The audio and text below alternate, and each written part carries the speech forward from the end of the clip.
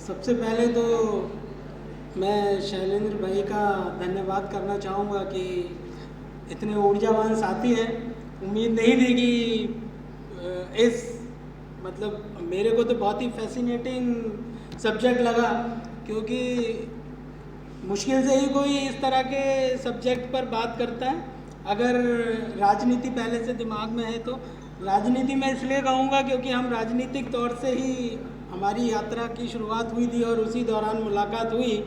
तो राजनीति में कोई इकनॉमी की बात करे ये तो थोड़ा सा अजीब सा लगता है, लेकिन उस जैसे सब्जेक्ट के सेमिनार में इतने ऊर्जावान साथी आए तो उनके सामने अपने विचार रखने का मुझे अवसर प्रदान किया, उसके लिए बहुत बहुत धन्यवाद। और आप सभी साथियों को मेरा सादर नमस्कार।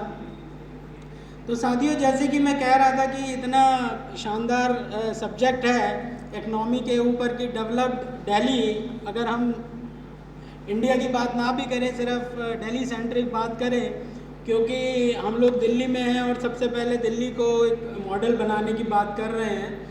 तो डेवलप्ड दिल्ली बाय 2035, तो इसके लिए जो मॉडल, जैसे शैलेंद्र भाई से बीच में कई बार चर्चा हुई तो उनके जो विचार हैं वो जान के काफ़ी अच्छा लगा कि उन्होंने एक पूरा रोड मैप बनाया हुआ।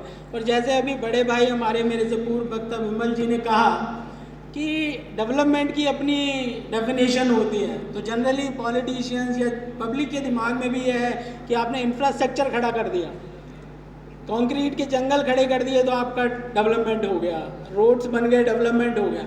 उससे भी डेवलपमेंट होता है, बट वो उसको हम ओवरऑल डेवलपमेंट नहीं कह सकते, क्योंकि डेवलपमेंट तो होता है जब हमारे मास का डेवलपमेंट होगा, जब हमारी टोटल पॉपुलेशन है उसका डेवलपमेंट होगा, तो हमारे लोगों का डेवलपमेंट होगा तभी कंट्री का डेवलपमेंट हो सकता है। और जैसे पहले वक्ताओं ने काफ़ी अच्छी अच्छी बातें कही और दिल्ली के वर्तमान मुख्यमंत्री जी के बारे में भी बात कही, तो उनको देखकर मुझे एक चीज़ याद आती है कि पहले वो काफ़ी दिल्ली सेंट्रिक थे। तो जैसे कोई होता है, जब किसी के पास घर नहीं होता तो वो सोचता है कि मेरा एक घर बन जाए। जब एक घर बन गया तो वो घर में अपने घर में जो सुख सुविधाएं हैं उनके बारे में ध्यान नहीं है, जो घर के बच्चे हैं उनके बारे में ध्यान नहीं है। अब जो पड़ोसी का घर है वो ज़्यादा खूबसूरत लग रहा है, तो अपने घर के बच्चों को रोता छोड़कर आप पड़ोसी में जा रहे हैं कि चलो मैं उस घर पर कब्जा करता हूँ। तो हम लोग इसलिए चाहते हैं कि अगर हम दिल्ली के, जो शैलेंद्र भाई का विचार मेरे को काफ़ी पर्सनली काफ़ी मुझे इंस्पायर करता है, वो ये कि हम लोग अगर दिल्ली को लेकर चल रहे हैं तो दिल्ली के बारे में अगर हम विचार करें तो शायद ज़्यादा उसको सेंटर में रखते हुए उसको फोकस करें, उसके डेवलपमेंट को फोकस करें। तो एक पर्टिकुलर एक स्टेट को फोकस करके करेंगे और बाकी सारे स्टेट गवर्नमेंट के साथ कोऑर्डिनेशन करके काम करेंगे तो शायद ये गोल अचीवेबल है। और जैसे देखिए कि अभी इंडस्ट्री को लेकर शैलेंद्र भाई ने अपने शुरुआती भाषण में कहा था कि इंडस्ट्रियलिस्ट को आज भी जो है चोर समझा जाता है। चोर इसलिए कि कोई भी आता है, जब पॉलिटिशियन आता है तो वो सबसे पहले शुरुआत ही क्या करता है कि सारे पैसे तो ये चुरा रहे हैं, जबकि वही टैक्स देते हैं, उन्हीं की वो जो जनरेट कर रहे हैं फंड, इतने लोगों का एम्प्लॉयमेंट जनरेट कर रहे हैं, उससे कितने लोगों की रोजी रोटी चल रही है। बट शुरुआत वहीं से होती है।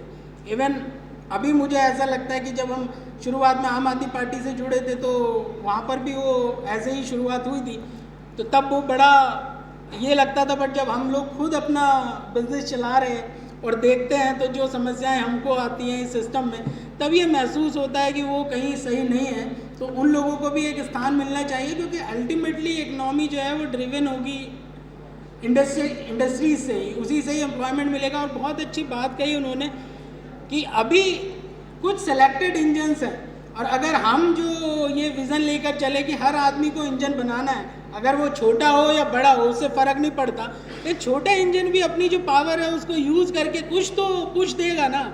जो भी हमारा, जिस भी डायरेक्शन में हम लोग अपनी ट्रेन को ले जाना चाहते हैं, उसमें अगर हर एक कंपार्टमेंट अपना इंजन बन जाएगा और अपनी पावर को यूज़ करके पुश देगा तो शायद ये गोल काफ़ी रियलिस्टिक है और इसको हम पूरा कर सकते हैं। तो मेरे ख्याल से जो मेरे इस बारे में लेकर विचार थे वो मैंने सभी आपके सामने रख दिए हैं। इसी के साथ मैं अपनी शब्दों को विराम देता हूँ। बहुत बहुत धन्यवाद। नमस्कार।